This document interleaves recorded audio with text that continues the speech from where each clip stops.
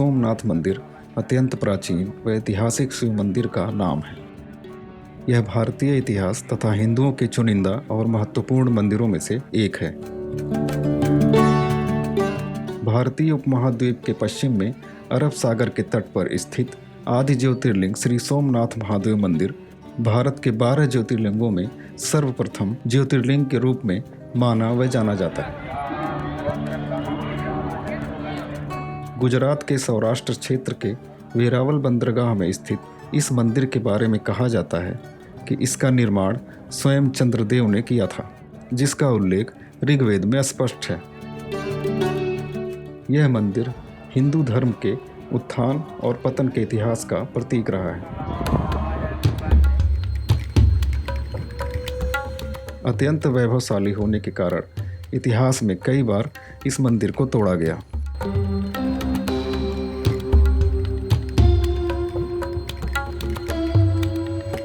लोक कथाओं के अनुसार यहीं पे श्री कृष्ण जी ने अपना देह त्याग किया था।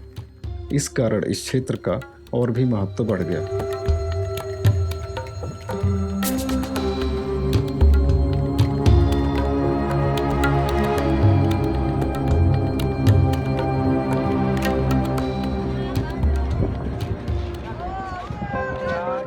अब हम चलते हैं मंदिर के दर्शन के लिए।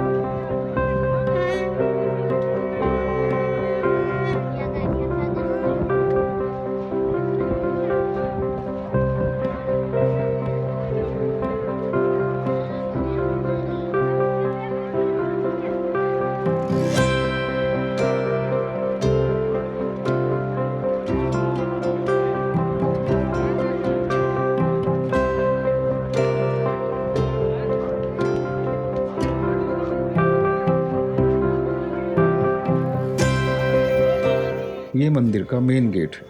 यहीं से हम अंदर जाएंगे दर्शन के लिए।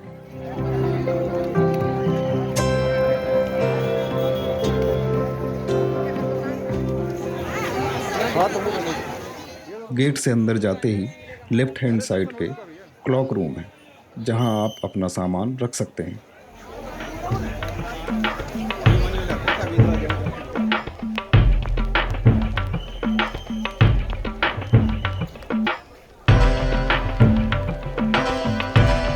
दो क्लॉक रूम एक साथ है, जिसमें एक फ्री है और दूसरा डिजिटल लॉकर के साथ है, जिसमें आप मोबाइल या कीमती सामान रख सकते हैं, जिसका 1 घंटे का किराया 10 रुपये है। इसमें मोबाइल चार्जिंग की सुविधा भी उपलब्ध है। वैसे दोनों ही क्लॉक रूम सेफ हैं। इसके जस्ट बगल में मंदिर जाने के लिए आपको पास लेना पड़ेगा, जो कि फ्री है। एक पास पर 4 लोगों की एंट्री होती है। पास लेने के लिए कोई एक गवर्नमेंट आईडी दिखानी होती है।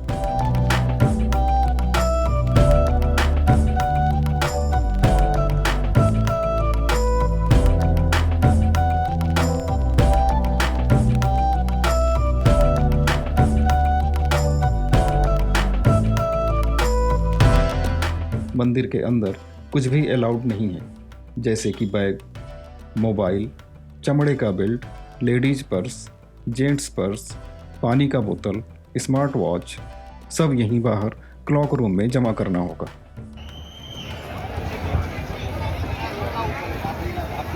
अब हमें यहीं से अंदर जाके लाइन में लगना होगा।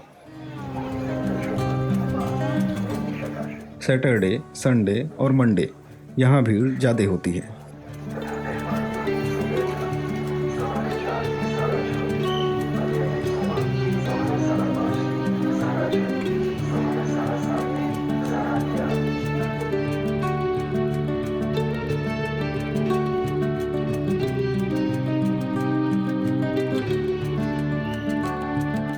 मंदिर में दर्शन का टाइम है सुबह 6 बजे से लेकर रात को 10 बजे तक।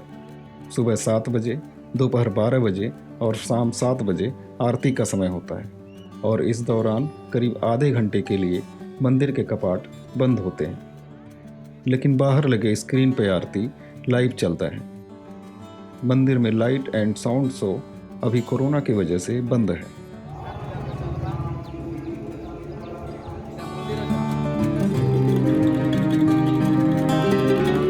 इस ज्योतिर्लिंग का नाम सोमनाथ कैसे पड़ा, ये हम आपको बताते हैं। पौराणिक कथाओं के अनुसार सोम नाम चंद्रदेव का है, यानी चंद्रमा का, जो दक्ष प्रजापति के दामाद थे। एक बार उन्होंने दक्ष की आज्ञा की अवहेलना की, जिससे क्रोधित होकर दक्ष ने उन्हें श्राप दिया कि उनका प्रकाश दिन प्रतिदिन धूमिल होता जाएगा। जब अन्य देवताओं ने दक्ष से उनका श्राप वापस लेने की बात कही तो उन्होंने कहा कि सरस्वती के मुहाने पर समुद्र में स्नान करने से श्राप के प्रकोप को रोका जा सकता है। सोम ने सरस्वती के मुहाने पर स्थित अरब सागर में स्नान करके भगवान शिव की आराधना की।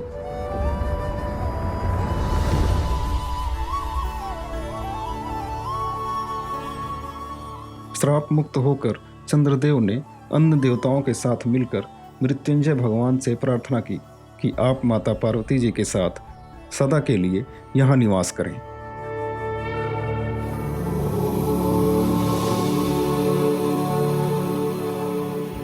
भगवान शिव उनकी इस प्रार्थना को स्वीकार करके ज्योतिर्लिंग के रूप में माता पार्वती जी के साथ तभी से यहाँ रहने लगे।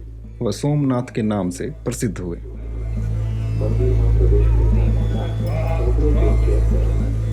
सोम ने ही भगवान शिव को अपना नाथ यानी स्वामी मानकर यहाँ तपस्या की थी, इसलिए इस ज्योतिर्लिंग को सोमनाथ कहा जाता है।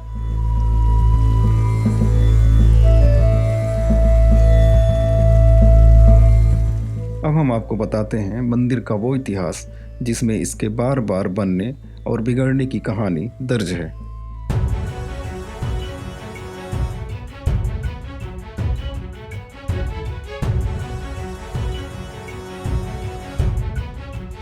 इस मंदिर की महिमा दूर दूर तक फैली थी। एक अरब यात्री अल्बरीनो ने अपने यात्रा वृत्तांत में इसका विवरण लिखा, जिससे प्रभावित होकर महमूद गजनवी ने सन 1024 में कुछ 5000 साथियों के साथ सोमनाथ मंदिर पर हमला किया। गजनवी ने मंदिर की संपत्ति लूटी और उसे तकरीबन नष्ट कर दिया। उस हमले की भयावहता को लेकर लोग बताते हैं कि मंदिर की रक्षा करते करते उस वक्त हजारों निहत्थे मारे गए थे।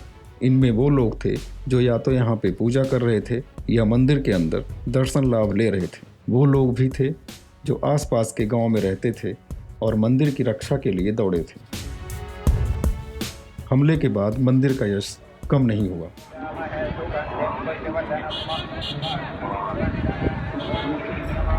इतिहास में मिले तथ्य बताते हैं कि गुजरात के राजा भीम और मालवा के राजा भोज ने मंदिर का फिर से निर्माण कराया। फिर सन 1297 में अलाउद्दीन खिलजी, 1395 में गुजरात का सुल्तान मुजफ्फर शाह, 1412 में मुजफ्फर शाह का बेटा अहमद शाह ने इस मंदिर को तुड़वाया और लूटा।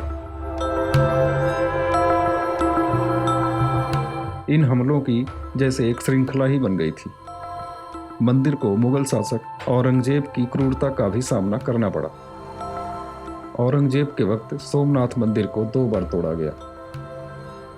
पहली बार सन 1665 में मंदिर तोड़वाने के बाद जब औरंगजेब ने देखा कि हिंदू उस स्थान पर अभी भी पूजा अर्चना करने आते हैं तो उसने वहां एक सैन्य टुकड़ी भेजकर लूटपाट और कत्लेआम करवाया।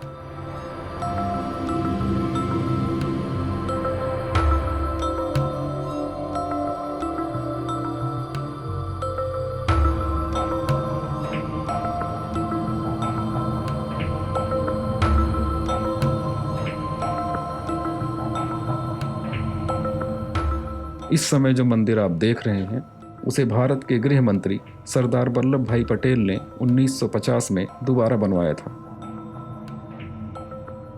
1 दिसंबर 1955 को भारत के तत्कालीन राष्ट्रपति शंकर दयाल शर्मा ने इसे राष्ट्र को समर्पित किया। इस मंदिर की महिमा को 6 बार के हमले ने भी भक्तों के मन से हटा नहीं सका। 7वीं बार इस मंदिर को कैलाश महामेरु प्रसाद शैली में बनवाया गया, जिसके निर्माण कार्य से सरदार वल्लभ भाई पटेल जुड़े रहे।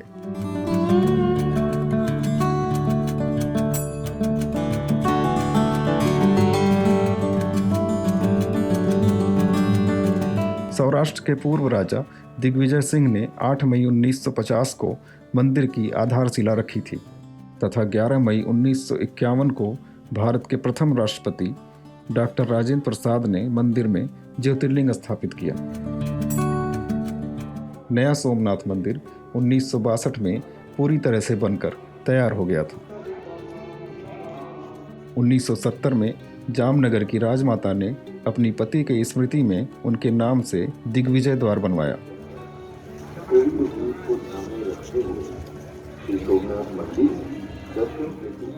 इस द्वार के पास पूर्व गृह मंत्री सरदार वल्लभ भाई पटेल की प्रतिमा है, जिनका सोमनाथ मंदिर निर्माण में बड़ा योगदान रहा।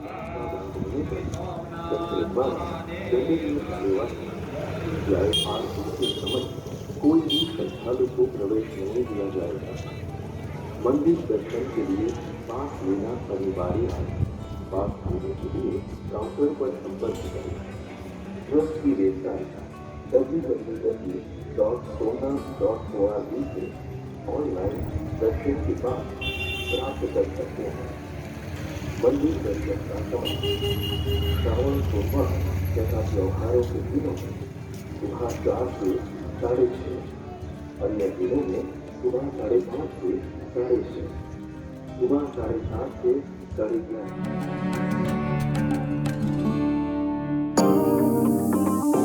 मंदिर के पास में ही सोमनाथ ट्रस्ट का भोजनालय है। अब वहां चलते हैं।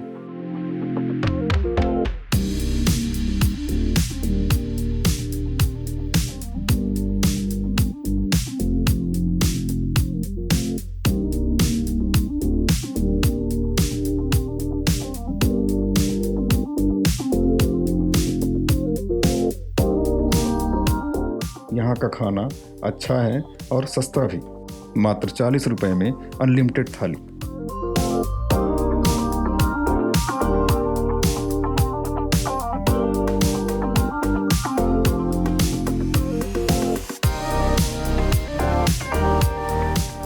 यहाँ की टाइमिंग है सुबह 11 बजे से 3 बजे तक और शाम को 7 बजे से रात को 11 बजे तक।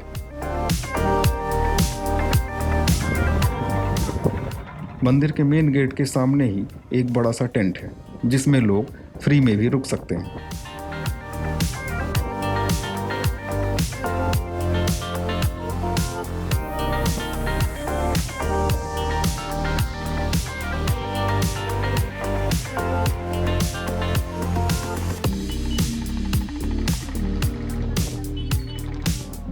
आज का एपिसोड हम यहीं पे एंड कर रहे हैं। अगले एपिसोड में आप देखेंगे पुराना सोमनाथ मंदिर, जिसमें स्वयंभू शिवलिंग है, और सोमनाथ के दर्शनीय स्थल। धन्यवाद।